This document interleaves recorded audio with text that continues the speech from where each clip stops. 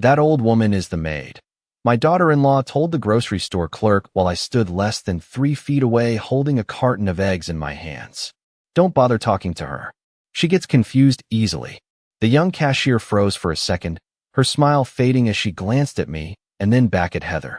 I remember the fluorescent lights overhead humming softly, the cold air from the dairy aisle brushing against my cardigan, and the strange feeling that my body was still standing there while something inside me quietly disappeared.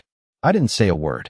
I simply placed the eggs on the conveyor belt beside the loaf of wheat bread and the canned soup Heather liked buying for Michael during football season. My son stood near the shopping cart scrolling through his phone as if he hadn't heard a thing. Maybe that was the worst part. Not Heather's voice, not the humiliation, but Michael's silence. I'm glad you're here. Follow my story until the end and comment the city you're watching from so I can see how far my story has reached.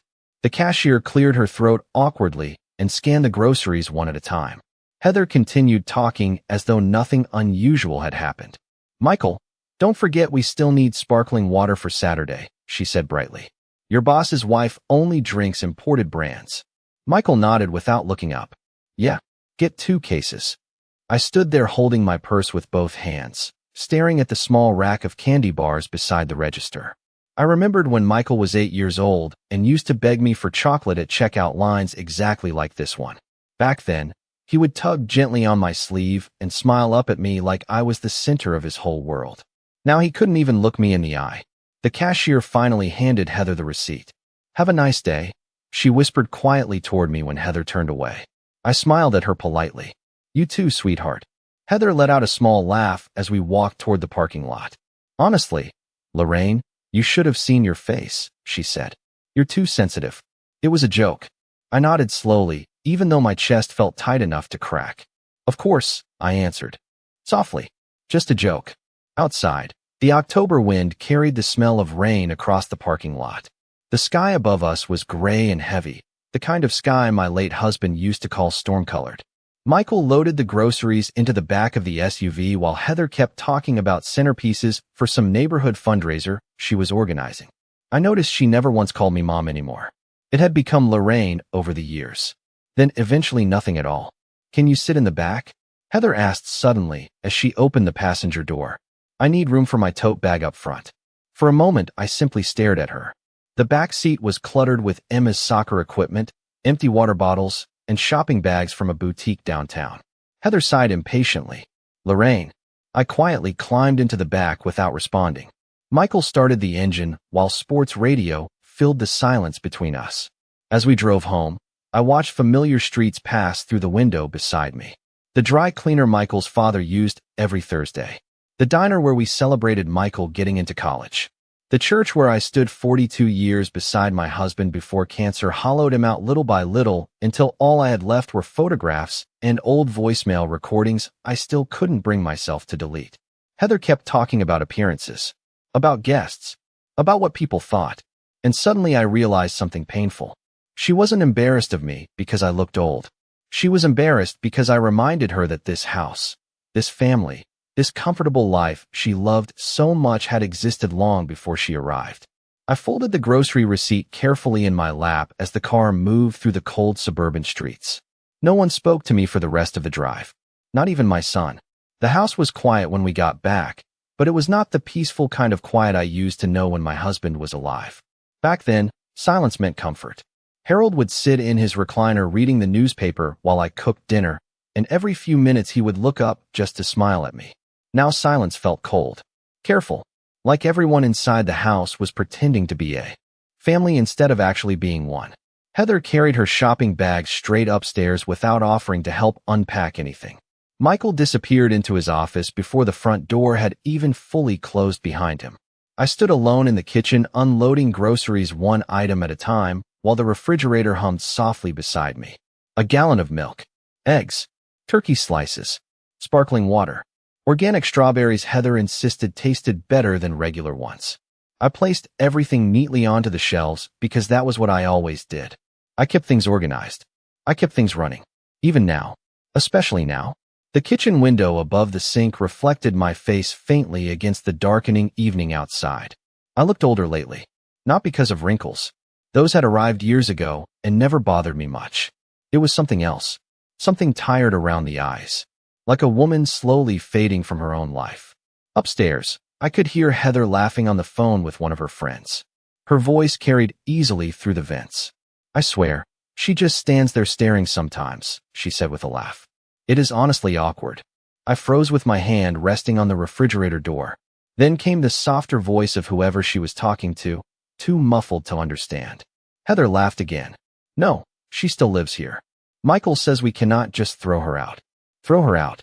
I closed the refrigerator carefully and leaned both hands against the counter until the dizziness passed. 3 years earlier, after Harold died, Michael had insisted I move in with them temporarily. "You should not be alone, Mom," he had said while helping pack my dishes into cardboard boxes. "This is your family." At first, I believed him. The guest room had fresh flowers beside the bed during my first week there. Emma had drawn a little welcome sign in purple marker and taped it to the door. Heather even bought my favorite hazelnut coffee creamer. But little things changed over time. Quietly. Slowly enough that I kept convincing myself they were nothing. My sewing basket disappeared from the living room because it looked cluttered. My framed photographs of Harold were moved upstairs because Heather wanted a cleaner aesthetic. Then my room changed. Emma needed more closet space, so half of mine became storage. A few months later, Heather asked if I could start picking Emma up from school every day because her yoga classes ran late. Then came the cooking, the laundry, the grocery runs. I did not notice the shift immediately because helping people had always felt natural to me, especially family. But somewhere along the line, I stopped feeling like a mother and started feeling like unpaid staff. The back door opened suddenly, startling me. Emma stepped inside wearing her soccer hoodie and carrying a half-empty water bottle. Her cheeks were pink from the cold outside. "Grandma," she asked softly when she saw me standing there. "Are you okay?" I forced a smile automatically. "Of course, sweetheart." She hesitated before setting her backpack down near the stairs. "Mom was being mean today." I kept folding the reusable grocery bags carefully into a drawer. "Your mother was joking." Emma frowned immediately. No, she was not. The honesty in her voice caught me off guard. At 16, Emma still had enough goodness left in her to say uncomfortable truths out loud. She stepped closer to me, lowering her voice slightly. I heard what she said at the store. I swallowed hard and kept my eyes on the kitchen counter. "It does not matter." "It does matter." Her voice cracked slightly. "Grandma, she talks about you like you work for us sometimes." For a moment, neither of us spoke.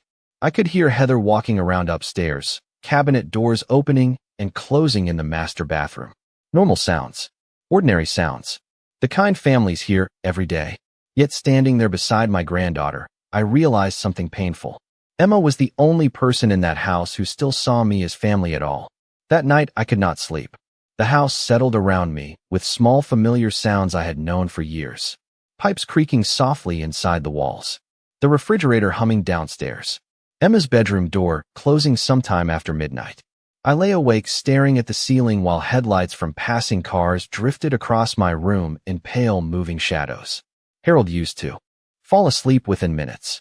He always joked that teaching 8th grade history for 30 years had exhausted him beyond repair. Sometimes I still reached toward the empty side of the bed before remembering there was nobody there anymore. Around 1 in the morning, I got up quietly and wrapped my old blue cardigan tighter around my shoulders before walking downstairs for a glass of water. The hardwood floor felt cold beneath my feet. As I passed the dining room, I noticed lights spilling faintly from beneath Michael's office door. I almost kept walking. But then I heard Heather's voice. "She cannot stay here forever, Michael." I froze instantly. Their voices were low, but the hallway carried sound easily at night. "I know," Michael answered tiredly. "I am just saying we need to be careful how we handle it." "Handle it." The words settled heavily inside my chest. Heather sighed sharply. "We already gave her 3 years. 3 years. Most people our age would never let a parent stay this long." I stood perfectly still beside the staircase, one hand resting lightly against the wall to steady myself. Emma is getting older. She needs her own bathroom eventually. And honestly, Lorraine makes people uncomfortable. Michael did not answer right away. I could picture him rubbing his forehead the way he always did when avoiding conflict. Finally he spoke. "She is still my mother." Heather laughed softly, but there was no warmth in it. "Then start acting like a son and help her find somewhere else to go." My throat tightened so badly I thought I might make a sound. I stepped backward carefully before they could hear me standing there and returned upstairs without getting the water I came down for. Inside my bedroom, I sat slowly on the edge of the mattress staring at Harold's photograph on the nightstand. It was the picture from our 25th anniversary trip to Cape Cod. His arm wrapped around my shoulders. Both of us smiling into the ocean wind like life would always stay simple. I picked up the silver frame with trembling fingers. You would not recognize him anymore, I whispered softly into the dark. The next morning the house smelled like cinnamon coffee cake. Because I woke early to bake before Emma left for school. Old habits are difficult to break even after your heart begins learning painful truths. Heather walked into the kitchen around 7:30 wearing cream-colored workout clothes and expensive running shoes, so white they almost glowed under the kitchen lights. She stopped when she saw the cake cooling on the counter. "Oh good," she said casually while opening the refrigerator. "You remembered the PTA brunch today." I blinked at her. "The what?" Heather gave me a distracted look. "The brunch at Emma's school. I volunteered to bring refreshments." She glanced at the cake. "You can cut it into smaller squares, though. Last time they were too large." I stared at her for a second, suddenly remembering the grocery store cashier from the day before. The embarrassment. The laughter in Heather's voice. Michael's silence. Then I looked down at my flour-covered hands resting on the kitchen counter and realized something almost unbearable. Heather no longer saw kindness when she looked at me. She saw usefulness. A service. A woman who cooked, cleaned, folded laundry, picked up groceries, and stayed quiet no matter how she was treated. Michael entered the kitchen a few minutes later, already dressed for work. "Morning, Mom," he said automatically while pouring himself coffee. His voice sounded normal, calm, as though I had not overheard them discussing my future like a storage problem the night before. I watched him stir cream into his coffee without looking at me. "Morning," I answered softly. For a moment I waited. I do not know why. Maybe some small, foolish part of me still hoped he would apologize for the grocery store, or defend me, or simply ask if I was all right. Instead, he checked his watch. "We are probably going to have dinner out tonight," he said. "Do not wait up." Then he kissed Heather on the cheek and walked toward the garage. Heather followed behind him carrying her designer gym bag. Right before she left, she glanced back at the kitchen. "And Lorraine," she said lightly, "can you wash the guest room sheets today? My cousin might stay over next weekend." The front door closed behind them a second later. I stood alone in the kitchen listening to the silence they left behind. Then slowly, for the first time in years, I turned off the oven before the coffee cake had fully finished baking. For the next few days, I stopped volunteering for things. It was such a small change that nobody noticed at first. I still cleaned up after dinner because leaving dirty dishes overnight made me anxious. I still folded towels when I saw them sitting warm in the dryer. But I no longer moved through the house anticipating everyone else's needs before they spoke them out loud. I no longer asked Heather if she needed help preparing for guests.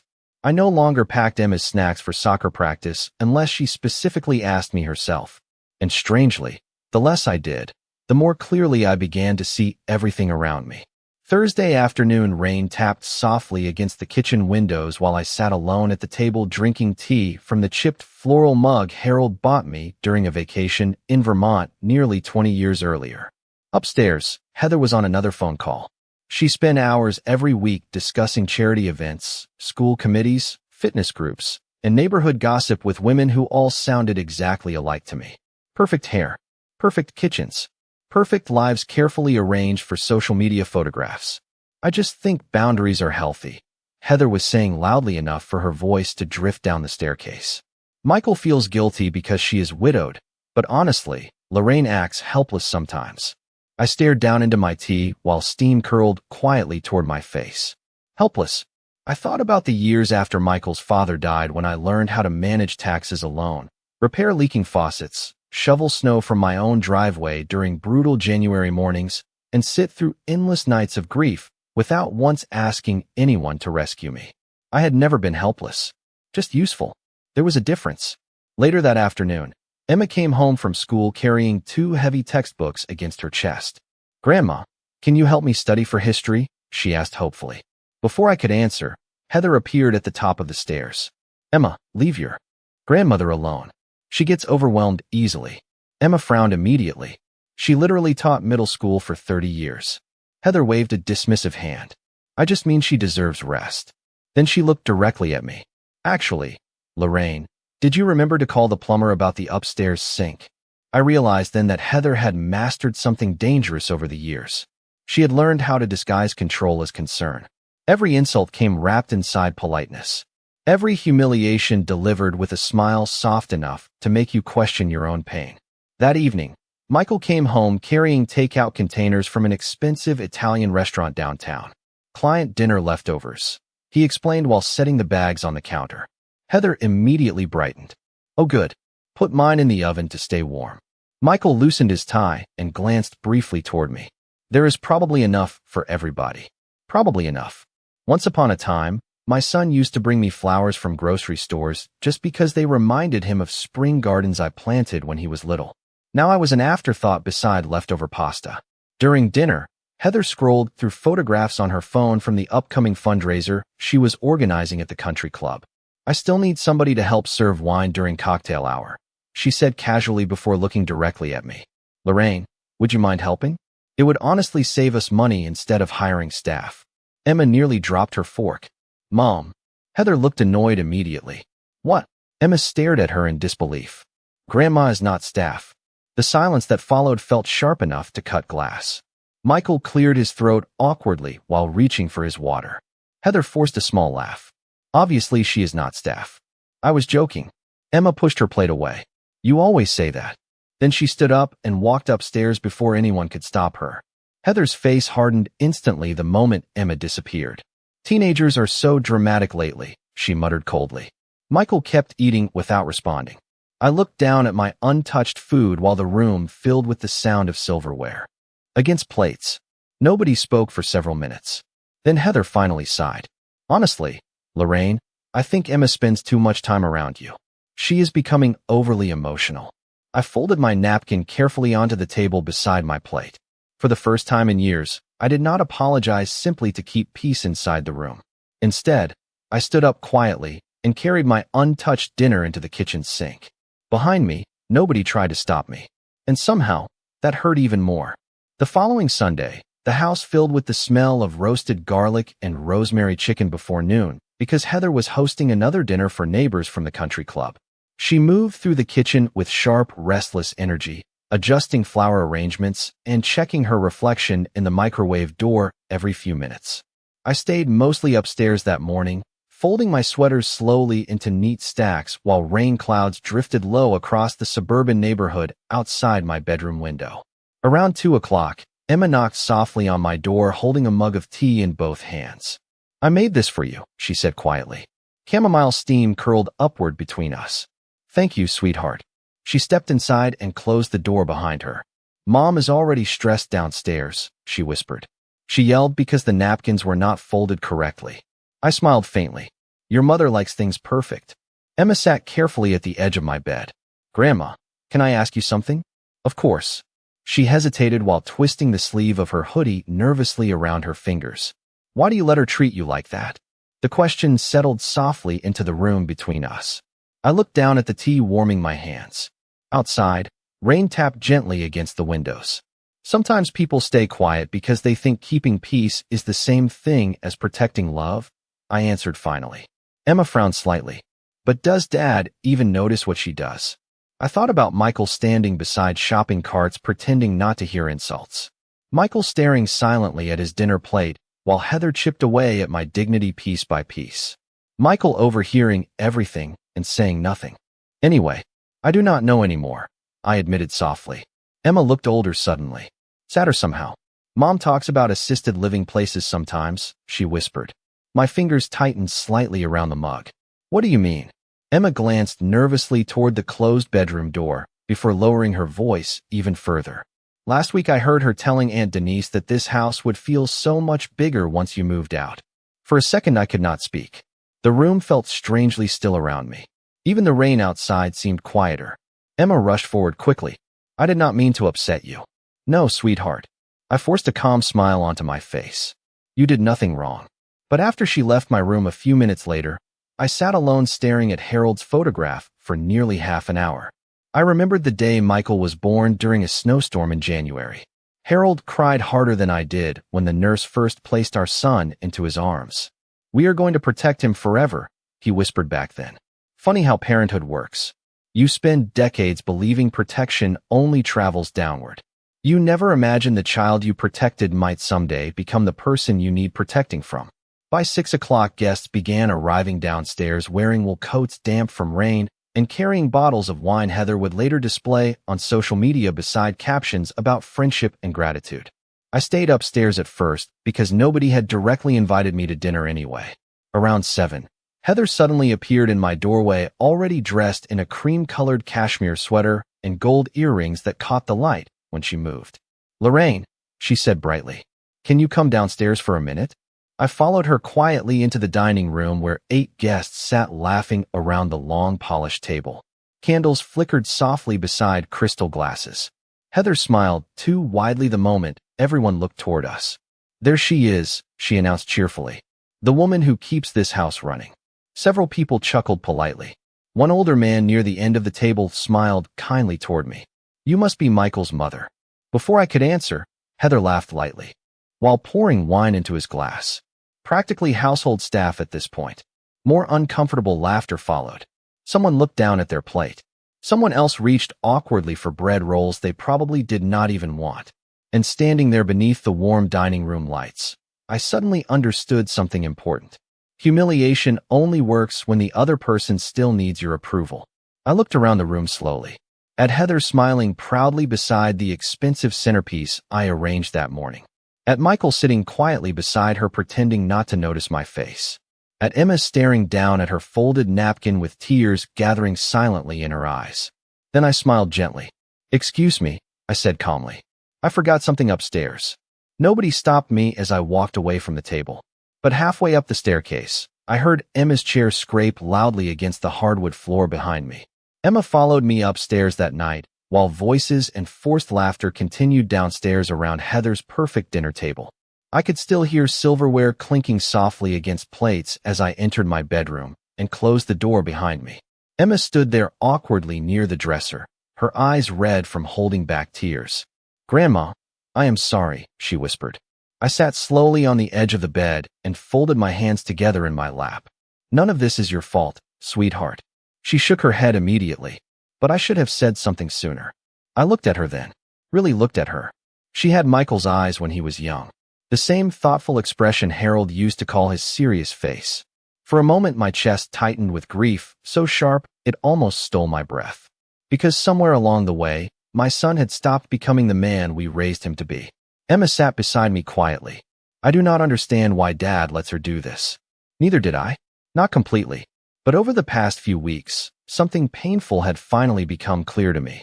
Heather controlled every room she entered because Michael had spent years surrendering pieces of himself simply to avoid conflict. First small things, then larger things, until eventually silence became his personality. "People slowly become what they tolerate," I said softly. Emma lowered her eyes. Downstairs, somebody laughed loudly at one of Heather's stories. The sound floated upward through the vents like distant noise from another life. "Grandma," Emma whispered carefully, "if Mom really tries to send you away, would you go?" The question lingered heavily between us. I looked around my small bedroom. Half the closet filled with storage bins that belonged to Heather. The narrow bookshelf squeezed beside the bed. Harold's photograph sitting beneath the lamp. 3 years earlier, I moved into this room believing it was temporary.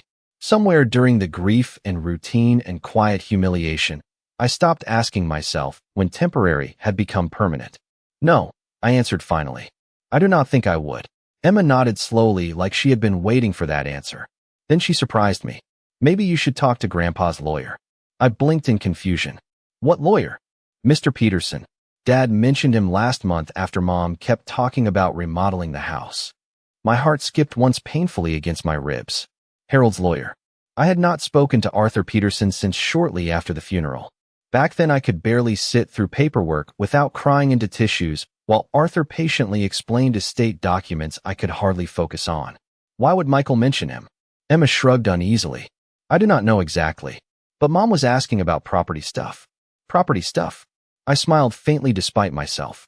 Heather always reduced serious things into neat, harmless little phrases. boundaries, logistics, space issues, property stuff, as though words themselves could soften cruelty. After Emma went downstairs again, I sat alone for nearly an hour staring at Harold's old leather address book resting in my nightstand drawer. Finally, I opened it carefully and ran my fingers across familiar handwriting until I found Arthur Peterson's number.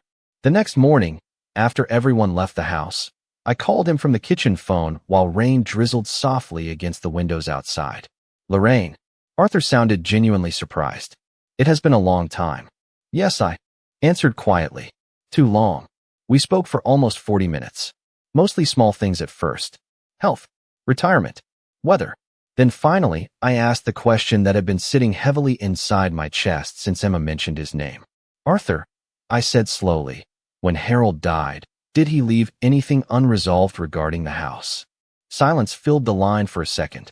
Papers shuffled faintly somewhere on his end. "Actually," Arthur answered carefully, "that depends what you mean by unresolved." I gripped the edge of the kitchen counter tighter. "I mean legally." More papers moving. Then Arthur cleared his throat. "Lorraine, the property was placed into a family trust years ago. Harold specifically structured it so the house could not be sold or transferred without your consent while you were living." I closed my eyes slowly. Outside, rainwater slid down the glass above the sink in quiet, crooked lines. "Does Michael know that?" Arthur hesitated just long enough for me to understand the answer before he spoke. "He should." After the call ended, I remained standing alone in the kitchen holding the silent phone against my chest. Then very carefully, for the first time in years, I smiled. After speaking with Arthur Peterson, I began noticing details I had ignored before. Once you understand the truth about people, their behavior stops feeling confusing. It becomes predictable. Heather no longer looked like a confident woman managing her household. She looked like someone already measuring curtains for a future she thought belonged entirely to her. Every conversation downstairs suddenly sounded different to me. Every little comment revealed more than she realized. "The upstairs bathroom would look beautiful with marble," she said one evening while scrolling through renovation photographs on her tablet. "And honestly, we could knock down Lorraine's room and expand the guest suite eventually." She spoke casually, as though discussing paint colors instead of the bedroom where I slept every night. Michael sat beside her on the couch, pretending to watch television while nodding absently. "Maybe," he answered quietly. "Maybe." That word stayed with me long after I returned. Upstairs. Not because of Heather anymore. I had stopped expecting kindness from her. No, what hurt was hearing my son discuss erasing me from the house as casually as replacing old furniture. The following Friday afternoon, I drove alone to meet Arthur at his office downtown. It was the first time I had gone anywhere by myself in months that was not a grocery store or doctor appointment. The autumn air felt crisp against my face as I walked slowly past coffee shops and office buildings with golden leaves scattered across the sidewalks. For the first time in years, I did not tell Heather where I was going. Arthur looked older than I remembered. More gray hair, thicker glasses. But his expression softened warmly the moment he saw me. "Lorraine," he said gently while standing to hug me. "Harold would be proud of you for coming here." Something inside me tightened unexpectedly at those words. Arthur spread several folders neatly across his desk while explaining the trust documents Harold created nearly a decade earlier after one of his friends lost his home during an ugly family dispute. "Harold was very specific," Arthur explained calmly. "The property remains protected under the trust during your lifetime. No sale, no refinancing, no structural changes without your direct written approval." I stared down at the papers carefully.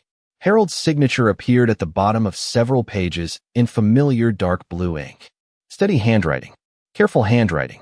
I suddenly remembered him sitting at our old dining room table late one evening reviewing paperwork while drinking black coffee. "You always over-prepare," I teased him back then. Harold smiled without looking up. "A man protects what matters before problems arrive." Tears blurred my vision briefly, but I blinked them away before they could fall. Arthur leaned forward slightly. "Lorraine, has someone been pressuring you?" I thought about Heather introducing me as household staff. Michael discussing moving me out like a scheduling inconvenience. The endless small humiliations stacked quietly over 3 years until I almost forgot my own worth. "No," I answered softly after a pause. "Not directly." Arthur studied my face for a moment too long. Then he slid another envelope across the desk toward me. Harold also left this with instructions to give it to you if you ever needed reminding. My hands trembled slightly as I opened the envelope. Inside was a single handwritten letter on cream-colored stationery. Lorraine, if you are reading this, then someone has made you feel small inside your own home. Do not believe them. You built our life beside me with your own hands. Nothing about you is temporary. I had to look away for a moment because the room suddenly felt too bright. Arthur pretended not to notice while quietly organizing papers on his desk. When I finally left the office an hour later, I carried copies of every trust document neatly inside my purse beside Harold's letter. The city streets outside looked different somehow. Sharper, clearer, as though the world itself had quietly shifted while I was not paying attention. That evening, when I returned home, Heather stood in the kitchen arranging flowers into a tall glass vase. You were gone a while, she said lightly without looking up. Just running errands, I answered calmly. She smiled faintly. Well, next time let me know beforehand. Emma needed a ride from practice, and it complicated things. I set my purse carefully onto the counter beside me. I am sure you managed. Heather finally looked up then. Something about my voice must have sounded different, because confusion flickered briefly across her face before disappearing again. Upstairs, I could hear Michael moving around in his office. Emma's music played softly through her bedroom wall. The same house, the same people, the same routines. But for the first time in years, I no longer felt trapped inside someone else's version of my life. Quietly, without telling anyone, I had started remembering who I was before grief made me easy to overlook. The first snowfall of the season arrived early that year. Thin white flakes drifted quietly across the neighborhood one Tuesday morning while I stood at the kitchen sink rinsing oatmeal bowls after breakfast. Emma had already left for school. Michael rushed out before sunrise for a business meeting downtown. Heather sat at the island scrolling through furniture websites on her tablet while sipping green juice from a glass bottle that probably cost more than my first paycheck as a teacher. I think we should convert the upstairs loft into a home gym next year, she said casually without looking up. The house needs to feel more modern.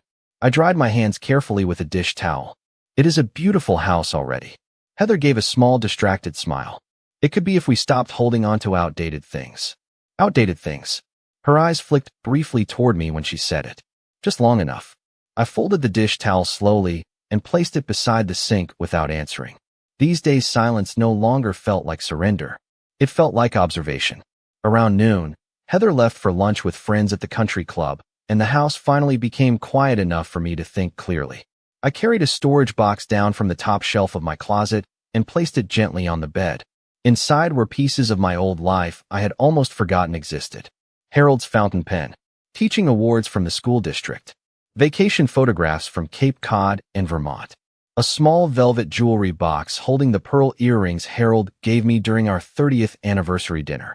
Beneath everything else rested a leather checkbook I had not opened in years. I sat down slowly at the desk beside the window and flipped through old financial records while snow continued falling softly outside. Harold had always insisted our finances remain shared equally. If anything happens to me, you need to know everything, he used to say. At the time I laughed because losing Harold felt impossible. But grief changes your understanding of time. Suddenly decades collapse into paperwork and silence. By late afternoon, I had done something I had not done since Harold died. I opened a new bank account in my own name. Not because I planned revenge. Not because I wanted conflict. But because somewhere deep inside me, instinct finally whispered something important. Prepare yourself. That evening, Heather hosted another planning meeting for the charity gala downstairs. For women filled the dining room with perfume, polished, laughter, and endless conversations about floral arrangements and wine pairings while I stayed upstairs reading quietly beneath a blanket. Around 8 o'clock, I walked downstairs for tea and paused halfway down the staircase when I heard Heather speaking. Honestly, once the situation with Lorraine changes, the house will finally feel like ours. One of the women lowered her voice sympathetically. Is she resistant about assisted living? Assisted living. Hearing the phrase spoken aloud inside my own house felt strangely clarifying. Heather sighed dramatically. Michael struggles with guilt, but eventually he will realize it is best for everybody. Another woman asked carefully, does Lorraine know? Heather laughed softly. Please. She barely notices anything anymore.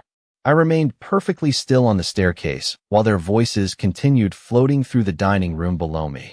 Funny how people reveal their true selves most easily when they believe you are powerless. I returned upstairs quietly without making a sound.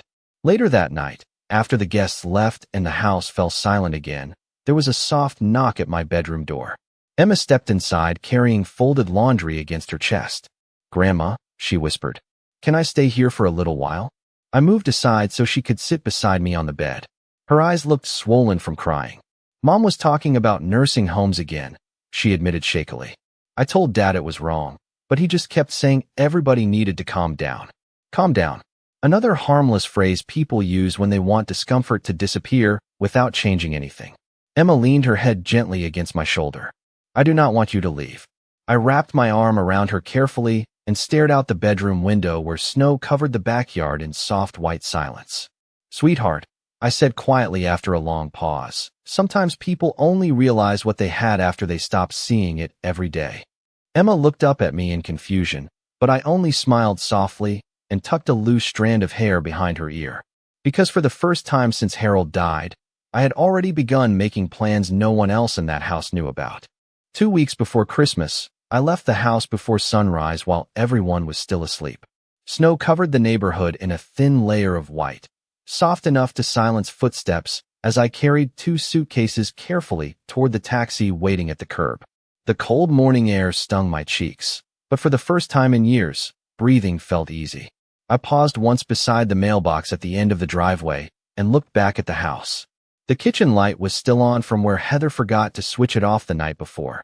Through the upstairs window, I could see faint Christmas decorations Emma had taped against the glass earlier that week. It looked peaceful from the outside.